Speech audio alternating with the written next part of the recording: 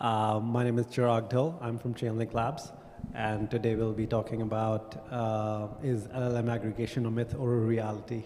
Or in simpler terms, how much of AI can be decentralized, what are the use cases, and its pros and cons. So first, before jumping in, let's do some quick intros. So as saying, I'm Chirag Dhil. I've been with ChainlinkLabs for 4 years. Before that, I was at AWS and Microsoft working on multiple machine learning and IoT products.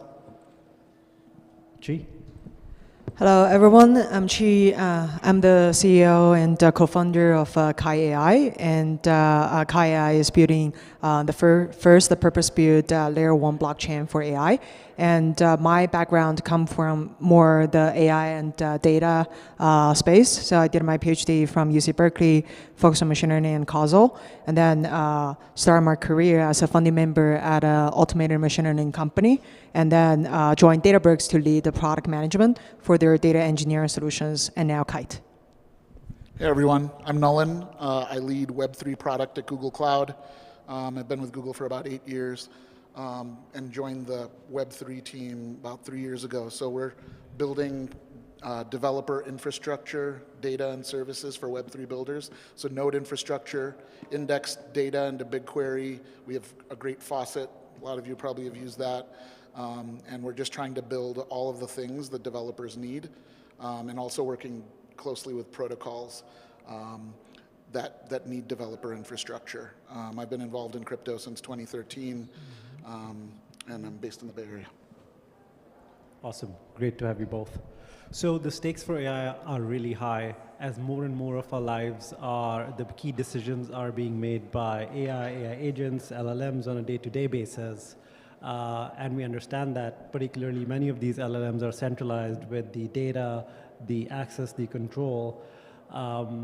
The key question would be, what parts of AI could be decentralized? What are the pros and cons of a decentralized AI?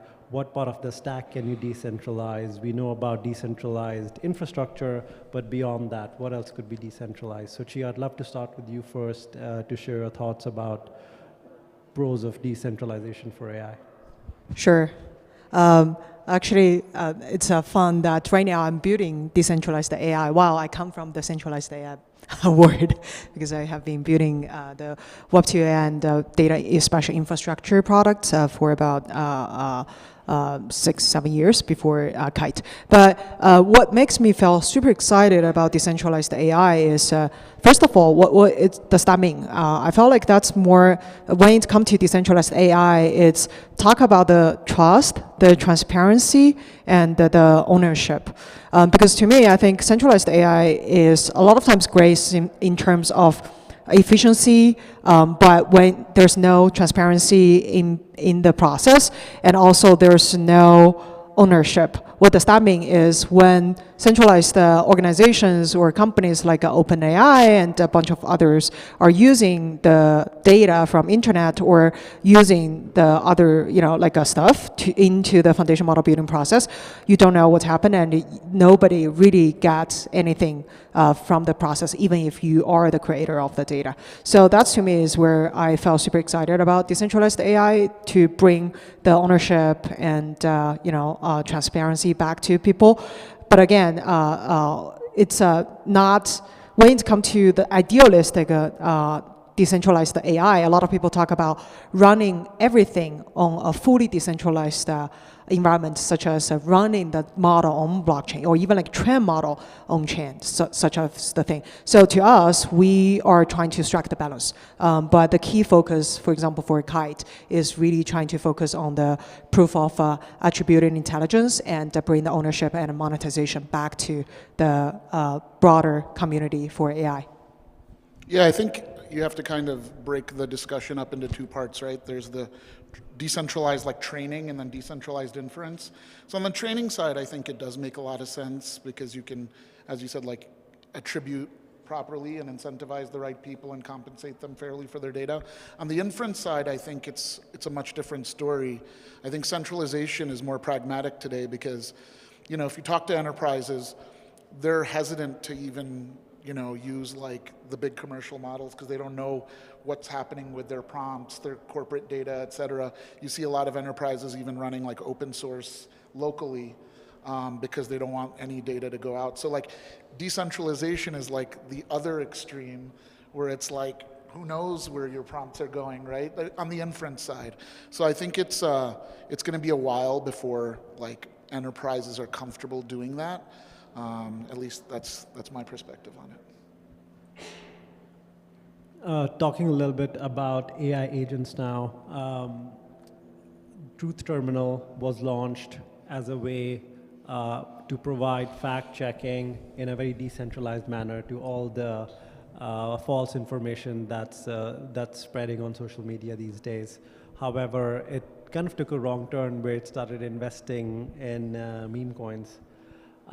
So where do you see agents play a role from a decentralization perspective? Are you all scared about AI agents being decentralized, or what are the applications or use cases would you say are probably the right ones or not the right ones for AI agents in this space? Yeah, so at Google we're thinking a lot about how we can give LLMs access to on-chain data, so you can use LLMs to query the blockchain and understand what's happening on it. But I think like Truth Terminal is like a pretty interesting example, right? I think most people are not going to feel comfortable giving an agent a lot of money. Like maybe a billionaire can give an agent $50,000 without thinking about it, letting it gamble for him. But like, I think the average consumer is not ready for that kind of world yet. I think people are just understanding what agents are. I think they're going to go through this journey where like, okay, you have an agent that does some work for you, you get comfortable with it, you understand how it works, you understand like how you're in the loop, and like you have control over what's happening. And then you'll start like giving it, okay, here's $100 to buy something or $50 to make a reservation or something. But I think it's going to be a while before you like connect it to your bank account or give it like tens of thousands of dollars from a mainstream adoption point of view. Yeah, for us, our perspective is always about whenever it's come to AI, like AI agent, is that more for AI agent for Web3 or like a Web3 / blockchain for AI? So when it comes to the AI for Web3, that's in some ways no-brainer because like Nani mentioned, you guys are trying to give Gemini access to the on-chain data so that they can help the crypto people or like the Web3 industry to make something easier. And as we all know that how at the moment, early stage, the crypto user experience that will be very helpful for us. So that in that way, I think that's very good. For example, we saw a lot of the partners that we work with are using AI agent to write code, right? Like the AI coder, but more dedicated to crypto. So they help them to write a smart contract and then do some simple, like portfolio management and everything. Of course, when it comes to very high stake management money, then that's a big trouble or early stage as well. And then when it comes to the blockchain for AI agent, the best thing we consider that's going to happen with agent and blockchain is actually blockchain offer a great payment rail underlying for the agent-to-agent payment. Because at this moment, as we know, like it's very hard for agent to get like a KYB or like a like a know your agent type of thing to get access to a credit card or so. So how do you pay an agent and all this stuff, where the account goes to. So in that case, crypto, for example, the programmable wallet offer a great way for you to even like use a one-time wallet for every payment in the process with even real time and a low cost manner. Yeah, I mean, I do agree, like once people do start giving agents access to their money or like allocating some amount of money to an agent, the agent-to-agent payments are going to happen on crypto rails. I think it just like makes a lot of sense for that to happen. And you'll also have the transparency and the communication between these agents. So I think we're far away from actually seeing that come alive.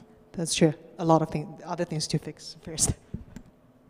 I don't know about if people are ready to give money to AI agents or not. I was speaking with somebody in the morning today, and he told me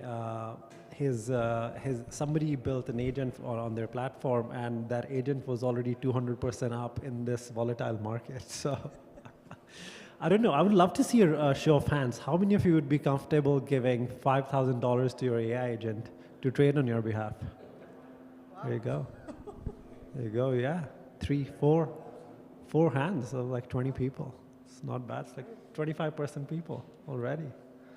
So probably in a year, that'll be like 50%. I mean, this is a crypto audience, right? So like, I think the risk profile is very different here than like a common mainstream audience. But it's exciting to see that people would be willing to do that.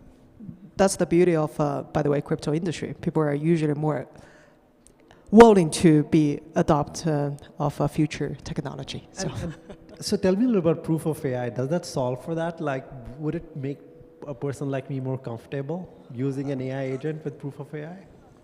Yes and no. Yes means like we track the attribution. So the every agent, for example, like the contribution or like their parents' agent / models inference will be cryptographically verified and recorded on chain. So that means you can always go back to see what exactly happened in this process, who transferred what money, like if the agent is giving you a verifiable or verified AI output. So in that way, that's definitely bring more trust. But but we're not solving the financial side of the concern. Like what if you give your private key to the agent and the agent somehow liquidate or being fooled by other people, by other developers with a hack? Then that is something I think it require advancement of other technologies as well. Yeah. And I think beyond just the trading bots side of things, the other valuable use cases that you mentioned one was obviously on the coding side, Solidity. So I'm sure that's going to come up more and more. Then the others could be security, audits, etc. Yeah. And making the whole space more and more secure. And AI governance is also, I'm hearing, using agents for DAO governance, etc. Yeah, since you're talking about governance and security, I would love to ask you a question. What do you feel like the role of Oracle in the in the AI space, especially whether the existing LLM data and other stuff can be utilized in the decentralized world? Yeah, so on the Oracle side, the way we look at oracles is an intersection between Web 2 and Web 3, where oracles traditionally have been great at providing a lot of data for consumption on the Web 3 side from different types of smart contracts, dApps, etc. And then more and more financial institutions are now working with Chainlink on building on-chain financial applications. So recently we did a research involving Swift and Euroclear, where we looked at solving the problem of unstructured data. So as you realize that there are terabytes and terabytes of unstructured data in the world, and how could now you use LLMs to help these financial institutions make that data unstructured and then also bring it on-chain for any on-chain execution.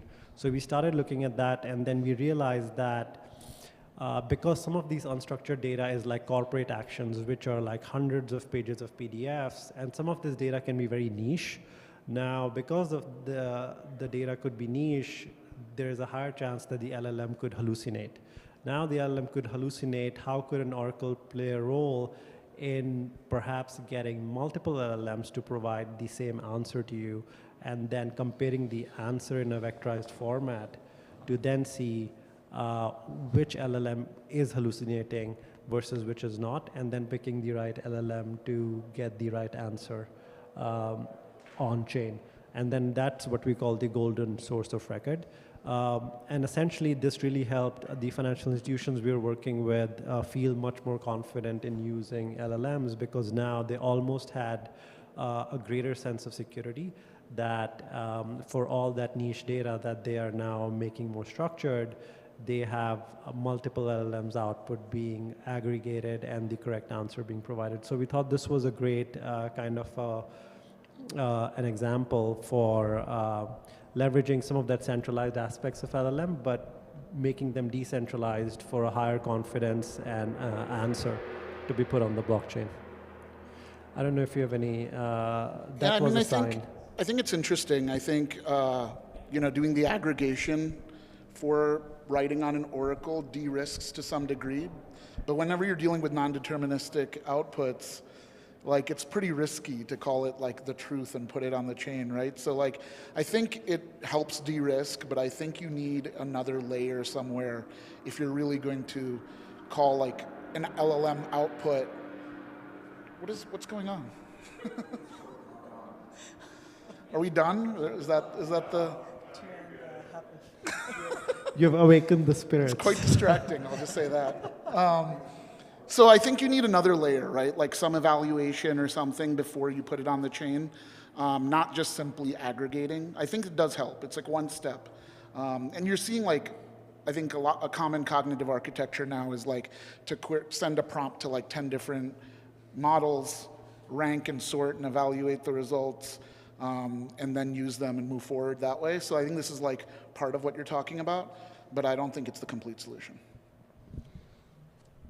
By the way, that is where we think some of the things we are building can be helpful here, because at least the one, we can help provide this end-to-end, again, like tracking of attribution from the origin of the data to, like how the data go into the model, and then the model being used for inference or using the RAG. But of course, when it's come to something like Nadim mentioned about deterministic or non-deterministic, that is where like again, not ready yet, but some interesting proposals from the crypto community about like a ZK verified model when it comes to, I'm pretty sure that this is the model you're using. Type of proof can be helpful to bring more trust in the process. But the Oracle one is a very interesting experiment to bring more, confidence. Yeah, and talking about just a little bit about ZK proofs and just trusted computing in general, what are your thoughts about the whole aspect of IP and ethical aspects and transparency of data being used in LLMs? Any final words? I know we are about to come on time. Yeah, I don't know if we... So, yeah, I mean, I think there's obviously concerns, right? I think protocols like Story are doing a really good job of like putting IP on the chain and then like attributing throughout the different usage and compensating people across the value chain. So I think like it's a very important thing, and we'll see this being addressed by like a lot of players going forward, because you can't do AI effectively without proper attribution. Yeah. To us, that's why that drives us to build what we are building, because we consider ownership and monetization is a real thing that can be addressed by blockchain technology at this moment with some advancement. Some other decentralized AI advantage may take longer time to build, but ownership and monetization is really something we can achieve soon if we do that correctly. Awesome. And yeah, my final thought there was like using, leveraging blockchains as like a source of truth for ensuring there are checks and balances in place where you avoid the problem of garbage in, garbage out, where agents are talking to each other and they're just feeding each other garbage data. So maybe leveraging the blockchain for that. Cool. I know we're up on time, but really appreciate you both's thoughts today. Thank you. Thank you, guys.